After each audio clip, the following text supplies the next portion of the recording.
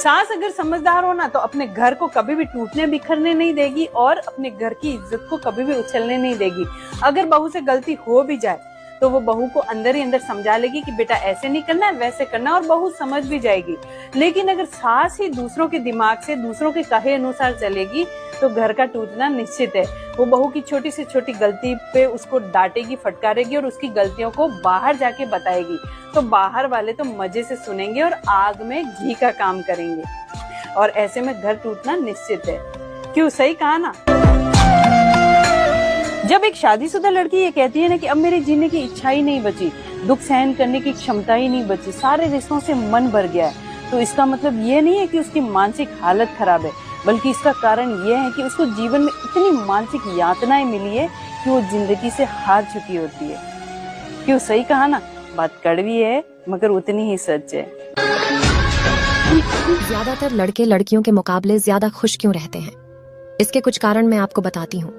लड़के जब भी फोन पे किसी से बात करते हैं तो 2 मिनट से ज्यादा नहीं करते हैं, शिवाय अपने गर्लफ्रेंड के। उनको 1 हफ्ते के लिए कहीं घूमने जाना होता है तो 2 शर्ट 2 पैंट उनके लिए काफी होता है। अगर उनका कोई दोस्त उनको किसी पार्टी या फंक्शन में इनवाइट नहीं करता है तो तब भी उनकी दोस्ती पक्की रहती है। पूरी जिंदगी ज्यादा से ज्यादा एक ही हेयर स्टाइल रखते हैं, और उनको कभी शॉपिंग के लिए जाना होता है तो उनके लिए 20 मिनट काफी होता है। वो दूसरों के कपड़ों को देखकर जलते नहीं हैं, बहुत सीधे साधे होते हैं, उनके कोई नखरे नहीं होते हैं। आज जो शर्ट पहने हैं कल वो पार्टी में भी चल जाएगा। और लड़के आलू की तरह होते हैं, जैसे कोई आलू किसी भी सब्जी के साथ एडजस्ट हो जाता है वैसे वो भी किसी के साथ एडजस्ट हो जाते हैं। कितने सीधे साधे होते हैं, इसीलिए लड़के लड़कियों के मुकाबले ज्यादा खुश होते हैं। एक शादीशुदा बेटी ने अपने माँ को एक खत लिखा। सुनिएगा खत में क्या लिखा उसने, आपकी आंखों में आंसू नहीं रुकेंगे। कि माँ, अब तो मुझे बहुत याद आती है।